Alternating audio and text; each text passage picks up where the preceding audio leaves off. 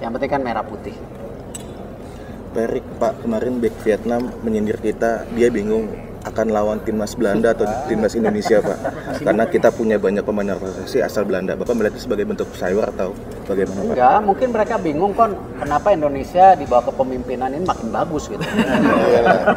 Sama ketika kita juga melihat Vietnam, mungkin 5-6 tahun yang lalu kita juga bingung, kok mereka bagus gitu. Nggak apa-apa, sama-sama bingung. Yang penting kan hasil nanti gitu. Itu lumrah lah. Ya nggak apa-apa, orang kita juga pernah bingung sama mereka bagus banget. Masa kita nggak boleh juga dilihat mereka bingung kok Indonesia bagus banget gitu kan? Gantian lah ya. Yang pasti Sintayong wajib memenangkan partai ini karena ini merupakan pertandingan yang bisa dibilang adalah penghakiman buat Sintayong karena sudah walaupun dia dikontrak sampai bulan Juni tapi perpanjangan kontraknya atau tidak diperpanjang akan sangat ditentukan di laga melawan Vietnam. Ya, jadi kalau laga bisa yang menentukan menang lawan Vietnam di 2 laga atau minimal mencuri 4 poin mungkin Sintayong akan diperpanjang kontraknya.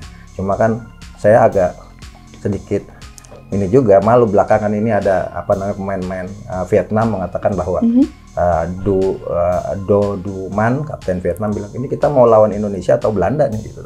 Iya menarik sekali karena kan pemain-pemain naturalisasinya memang kebanyakan mostly memang orang-orang mix Belanda gitu ya. Dan sampai kapan naturalisasi ini dilakukan? Itu aja pertanyaannya. Karena menurut saya naturalisasi itu hal yang biasa dan hak asasi setiap manusia untuk menjadi warga negara di satu negara gitu kan. Tapi kita juga punya undang-undang yang harus dijalankan dengan sebenar-benarnya. Jadi saya harapkan teman-teman juga nggak perlu paranoid juga, kemudian merasa takut ya, waduh ini nanti nih Indonesia kekuatannya nih berkurang. Enggak juga, kita masih punya banyak pemain-pemain yang bagus dan kita masih punya banyak sekali pemain diaspora Indonesia di skuad kita. Yang tentu menjadi salah satu kekuatan dari timnas Indonesia. Bahkan kan pemain dari Vietnam itu kan mengatakan, ya kan, apakah ini nanti Vietnam akan lawan Indonesia ataupun Belanda? Yang menurut saya itu sebetulnya sindiran sih. Ya tapi biarin aja. Dia sindir seperti itu, nanti kan di lapangan baru akan terbukti. Benar kan? Itu juga ketika ada berita itu, saya juga melihat teman-teman ya tampaknya terpancing. Kemudian komentar-komentar negatif, buat apa juga? Yang penting nih para pemain kita nanti bisa perform di atas lapangan. Itu yang paling penting. Dan saya pikir para pemain juga tidak terganggu dengan hal-hal semacam ini, berita-berita semacam ini yang diungkapkan oleh pemain Vietnam tersebut. Enggak. Saya yakin kok, para pemain yang bermain di Eropa, ya, yang sekarang telah menjadi WNI dan menjadi bagian dari timnas Indonesia bersama juga dengan para pemain yang bermain di liga domestik kita ini bersatu di atas lapangan. Kekompakan mereka sudah luar biasa dan kita lihat di Piala Asia lalu. Dan inilah yang akan membuat Vietnam akan ketar-ketir juga untuk bisa melihat komposisi kita kalau dengan starting 11 seperti ini. Ya kita berharap ya karena memang kita harus menang.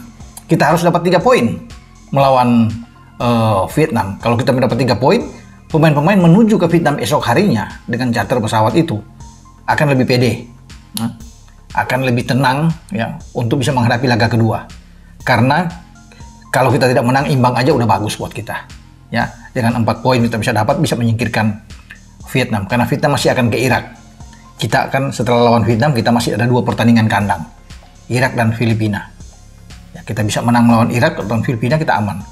Ya, atau katakan draw dengan Irak dan kita bisa melawan Filipina, ini kan bagus buat kita dalam hitung-hitungannya untuk bisa mendampingi Irak lolos ke babak atau ke putaran ketiga di Piala Dunia zona Asia di grup F ini, dan kita akan nantikan itu. Dan semua dipantau oleh Sintayong. Cuman yang agak agak mengejutkan, ada tambahan pemain diaspora. Dan kalau kamu nonton videoku dengan Arya Sinulinga. Oh, yang PSSI itu ya? Orang PSSI. Exco PSSI. Tangan kanannya Erick Thohir kan. Dia bilang, ya selama ada pemain diaspora yang bagus, akan kita ambil terus. Oh gitu. Artinya kedepannya ini bertambah. Oke. Daripada sekarang yang ada kan. Which is good, gue bilang. Karena yang bertambah itu kan sesuai dengan keinginan pelatih. Kalau pelatih bilang kalau namanya diaspora masih gambreng di sana. Tapi ya, kalau pelatih bilang enggak, ini enggak, ya nggak diambil. Tapi kalau pelatih mau, ya ini bisa lebih bagus ya, Ini gue anggap sebagai ya sedikit tamparan untuk pemain Liga 1 ya.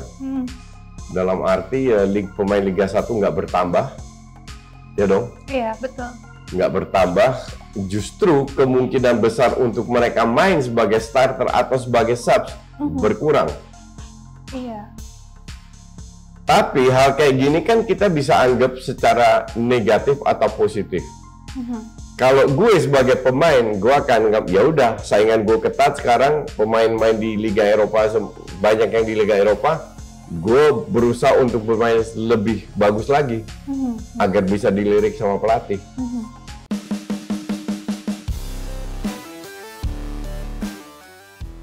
Ketua Umum Erick Thohir akhirnya menanggapi sindiran dari bek Vietnam yang menyinggung soal bingung lawan timnas Indonesia atau Belanda. Belum lama ini, bek Vietnam Do Duy Man memang mengaku bingung bakal menghadapi timnas Indonesia atau Belanda. Hal ini karena skuad Garuda saat ini banyak dihuni oleh pemain naturalisasi atau keturunan Indonesia Belanda. Ini diungkapkan Do Duy Man kepada media Vietnam jelang pertandingan melawan timnas Indonesia. Timnas Indonesia akan menghadapi Vietnam dalam 2 leg di laga lanjutan Grup F kualifikasi Piala Dunia 2026 zona Asia. Tim Merah Putih akan tampil sebagai tim tuan rumah dalam laga perdana dengan menghadapi Vietnam di Stadion Utama Gelora Bung Karno, Senayan, Jakarta, tanggal 21 Maret tahun 2024. Kemudian leg kedua akan bertandang ke Stadion Nasional Mai Dinh, Hanoi, tanggal 26 Maret tahun 2024. Jelang laga penting ini, Shin Tae-yong telah memanggil 28 pemain untuk menghadapi The Golden Star Warriors tersebut. Dari 28 tersebut sebanyak 10 pemain adalah pemain keturunan atau naturalisasi. Bahkan apabila ditambahkan Elkan Bagot bisa jadi sebanyak 11 pemain keturunan yang akan membela timnas Indonesia. Ternyata situasi ini membuat bek Vietnam merasa bingung, karena dari 10 pemain itu ada 8 orang yang memiliki darah keturunan Belanda. Oleh karena itu, Do Duy Man menyindir tim asuhan Shin Tae-yong ini sebenarnya timnas Indonesia atau Belanda. Menanggapi hal ini, Erick Thohir mengaku bahwa sebenarnya dia juga bingung dengan Vietnam. Mantan pemilik Inter Milan ini mengatakan bahwa ia sempat bingung dengan Vietnam dalam beberapa tahun belakang. Menurutnya, ia bingung karena Vietnam bisa bagus dalam kurun waktu 5-6 tahun belakangan. Mungkin mereka bingung kenapa Indonesia di bawah kepemimpinan ini semakin bagus, ujar Erick Thohir kepada awak media termasuk bolasport.com di Dana Reksa, Jakarta, Kamis tanggal 14 Maret tahun 2024. Sama ketika kita melihat Vietnam, mungkin 5-6 tahun lalu kita juga bingung, kok mereka bagus, ucapnya. Menurut pria yang juga menjabat sebagai Menteri BUMN tersebut mengatakan bahwa sebenarnya kita sama-sama bingung. Jadi ia tak terlalu ambil pusing terkait sindiran yang dilakukan pemain bek Vietnam tersebut. Erick menilai saat ini yang terpenting yakni hasilnya. Sama-sama bingung, yang penting hasil nanti, kata Erick Thohir. Tidak apa-apa, orang kita juga pernah bingung sama mereka karena bagus sekali, jelasnya. Masa kita tidak boleh juga membuat mereka bingung, tuturnya. PSSI memang belum lama ini terus mengebut naturalisasi untuk timnas Indonesia. Setelah berhasil dengan hadirnya Sandy Walsh, Jordi Amat, Sain Patinama, hingga Rafael Struijk. Saat ini masih ada 3 pemain yang masih dalam proses naturalisasi yakni Ragnar Oratmangun, Tom Haye, dan juga Maarten Paes. Walaupun mereka masih di proses naturalisasinya, tetapi nama Tom Haye dan Ragnar sudah masuk dalam daftar 28 pemain yang dipanggil Shin Tae-yong. Berita selanjutnya, kebutuhan Shin Tae-yong sudah dipenuhi PSSI. Akmal Marhali sebut kemenangan harga mati bagi timnas Indonesia saat lawan Vietnam.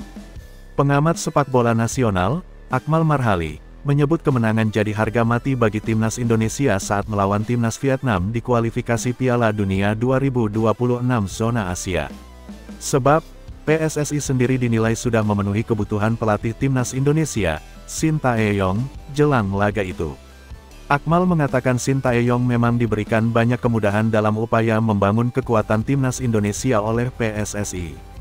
Hal itu dilihat mulai dari pemain yang diinginkan sudah diberikan, sederet pemain keturunan yang diminta juga sudah mendapat kemudahan untuk diluluskan proses naturalisasinya. Artinya, kebutuhan pelatih dan berbagai akomodasi timnas juga sudah disediakan PSSI, sehingga tidak ada pilihan lain kecuali meloloskan Indonesia ke babak berikut.